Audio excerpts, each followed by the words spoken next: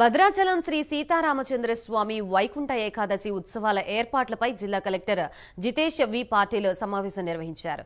వసతి సౌకర్యాల విషయంలో పూర్తి అధికారాల్ని ఆర్డీఓకి అప్పగించారు. లడ్డూ ప్రసాదాలకి అనేక సంఖ్యలో కౌంటర్లు ఏర్పాట్లు చేయాలని అధికారుల్ని ఆదేశించారు.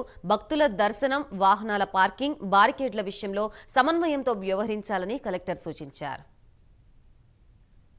గురించి ఒక రివ్యూ చేయడం జరిగింది. సో మన దగ్గర ఆల్రెడీ అనుభవం ఉన్న ఎస్పీ గారు ఉన్నారు. రోహిత్ చాలాసారి ఇది చూశారు. అదేవిధంగా we have active team here. EO గారు, PO ITDA, additional collector and RDOs, revenue, అన్ని సిబ్బంది అన్ని డిపార్ట్మెంట్ నుంచి ఒక ఫీడ్బ్యాక్ తీసుకొని వాళ్ళందరికీ సూచనలు ఇవ్వడం జరిగింది. సో ఈసారి అయితే మన వైకుంఠ ఏకాదశి అండ్ తెప్పోత్సవం కూడా చాలా పెద్ద ఎత్తున చేయాలని ప్లాన్ చేస్తున్నాము. స్టాల్స్ పెట్టేసి మనకి ఫుడ్ రిలేటెడ్, తర్వాత మన ట్రెడిషనల్ ట్రైబల్ ఆర్ట్ గురించి కూడా ప్లాన్ చేస్తున్నాము. పెద్ద ఎత్తున ఒక కల్చరల్ ఈవెంట్ కూడా ఉంటుంది. సో అందరికీ నా విజ్ఞప్తి ఏముందంటే, దయచేసి అందరూ పార్టిసిపేట్ అవ్వండి. భద్రాచలం మన పట్టణానికి, మన జిల్లాకి మంచి పేరు మనకి రావాలి.